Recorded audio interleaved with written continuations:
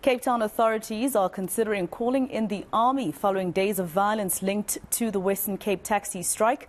At least 4 Golden Arrow buses were set alight this morning, 2 on the N2 near the airport, and another 2 in separate incidents in the Philippi area in Cape Town. 1 person was shot dead and 3 others wounded in an incident that's believed to be related to the ongoing strikes. Talks between the Transport Department and Taxi Association Santako was suspended yesterday. Let's get the latest now from our reporters on the ground. We've got Ayesha Ismail, Siphamandla, Goge and Hloni Mthimkulu. Ayesha, let's start with you. You've been out and about since the morning looking at the stranded commuters on the ground and what politicians and officials have been saying. What's the latest where you are? Well, Masejo, it's still very, very dangerous on the roads at the moment. Although some of the roads have been cleared, the traffic officials are still cautioning people. They're telling people to rather take alternative routes and to be careful when they're driving on the N2 inbound and outbound. But before we go to a bite from one of the city officials and from the Premier of the Western Cape, I'm now joined by one of the commuters who travelled into Cape Town early this morning, but you're telling me that you've been given permission by your company to leave early today. Yes, thankfully they did give us permission for the concerns for our safety as commuters and employees of these companies.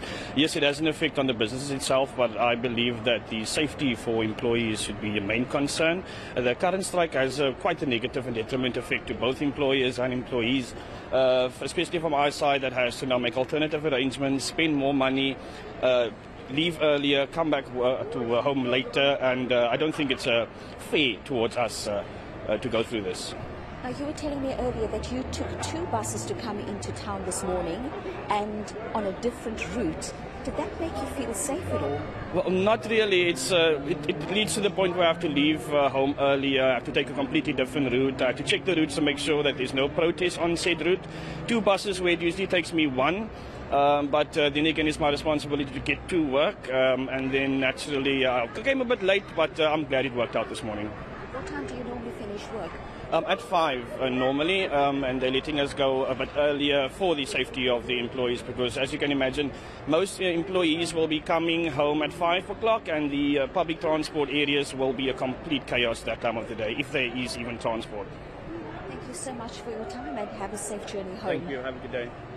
Masejo, so earlier I spoke to the Premier of the Western Cape, and he had just come out of a post-cabinet meeting where the taxi violence was discussed, and Premier Alan Wendy was saying that he is considering calling in for extra protection, extra security forces to be deployed in the Western Cape. He will have a meeting with the provincial commissioner here, but at the same time he says that calling in the army is a last resort, but he will also speak to the provincial commissioner about that later today. What we do know is that more than 1,000 law enforcement officers have been deployed across the Western Cape, and particularly in hotspot areas. We're also hearing that there were attempts to loot certain shopping malls, and that some malls are actually closing their doors. But this is what the Premier, Alan Wendy, had to say to me earlier today. As part of my next discussion with General Bekeklele, with General Patakile, because it will be his call. I know that we have extra public order police in the province, and a whole lot of police have been deployed. It will be part of my discussion. Does he need extra reinforcement? Because we've got to make sure that it is safe for citizens to carry on with their daily lives while the taxi industry decide on whether they want to, call calm and then come back to the table. And of course, that is another resource that we can use. We will make sure that we get whatever resources are available to us to make sure that we bring calm, to make sure that we find a resolution to this. But we also must make it very clear that we need the rule of law. We cannot have lawlessness in the midst of all of this. Siphamandla, let me come to you there on the N2 highway where the violence resulted in that 1 person being murdered. You were on the scene while the body was still there. How's it looking now? Well, police and law enforcement authorities are busy clearing up, trying to ensure that all those blockaded roads are being cleared so that there could be a free flow of traffic. They have been able to clear some of the major routes that have been blockaded, but you will hear sirens now and again. Cape Town is like a war zone, police moving from point A to point B. We have moved from that location where we were with that body. We are now just outside Khayelitsha. Commuters are still stranded. My colleague Maro will show you. Look at them. They are sitting here frustrated, angry and disappointed. Molo sisikunjani? Siyaphila futhi kunjani? Kusesingakanani isikhathi ulinde ibhasi ixesha? But bekusuppose bansemsebenzini at 10 o'clock. But because of the situation, so I have to wait. Bengathi ku quiet kancane. So ngisalindile ke ngoku ibhasi eya eCape Town. Do you fear for your life? Do you fear for your safety? Oh no, because kwenzeka izinto ezimbi ezibawubona yabo.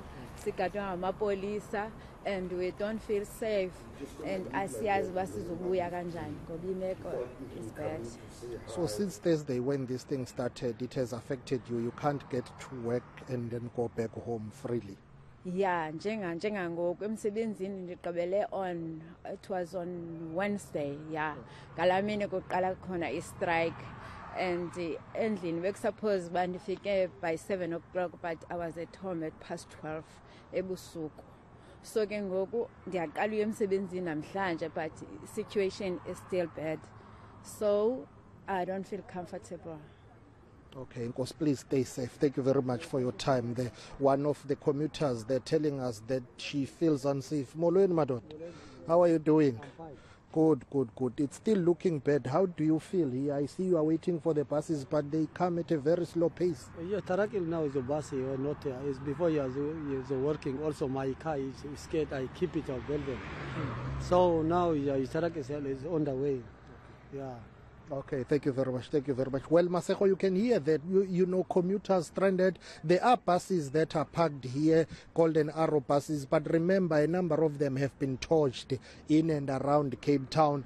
Bus drivers and the company itself, they don't feel safe, but it would appear that for now, Golden Arrow buses remain the only source of public transport for pupils going to school and for those who are able to get to work. But even using these buses is not safe because, according to the company, you can't divorce what has happened with the ongoing taxi strike, whereby a number of buses have been torched and satellite, and it's molweni bahlekazi ninjani.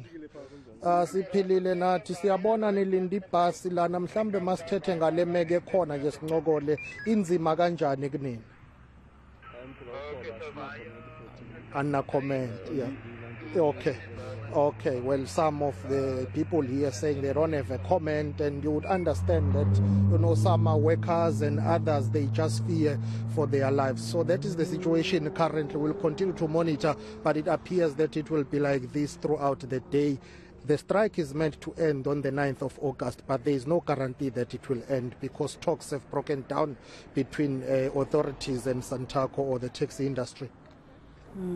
All right, Sipa, let's take the viewer now to Hloni Mthimkulu. Hloni, of course, the netball tournament coming to an end just now, actually, and the N2 highway being very strategic in terms of the fact that it leads to the airport. There's people who need to come in and out of the Western Cape province. Talk to me about that, those who will be stranded, unable to access the national highway.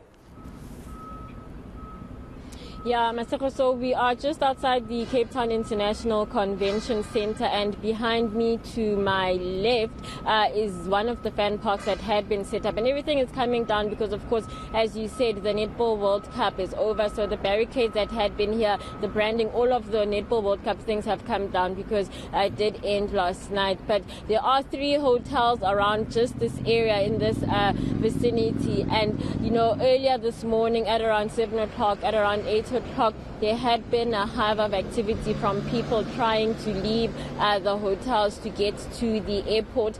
There had been concerns that they would not be able to make their flights and they wouldn't be able to then leave Cape Town for their respective destinations. Of course, we also have the 16 teams that were staying at one of the hotels that is around here, and we spoke to the tournament director Priscilla Masisi about what contingency plans had been put in place, what they had been saying with World Netball and the teams around getting them to the airport and out of Cape Town. And we heard that this morning 5 teams were able to leave Cape Town and the CBD. They were escorted out by police. So the tournament director, the LOC, had been in contact with the SAPS about just security measures around the teams. So 5 teams were able to leave this morning, and they left okay and they were fine. And then we know that 2 more were set to leave later today, and then the rest of them would also leave also tomorrow. So, you know, that's been okay. There was some concerns from not the teams, but just ordinary members of the public or from netball around the country who had come in for the Netball World Cup when they found out that this morning they wouldn't be able to leave, or possibly not be able to leave. But in terms of that, it does seem that things have been sorted out. We tried to speak to a few members of like just that work around the hotels, and it does seem that the commotion that had been here early this morning has died down as plans to get them to the airport have been sorted out. Masako.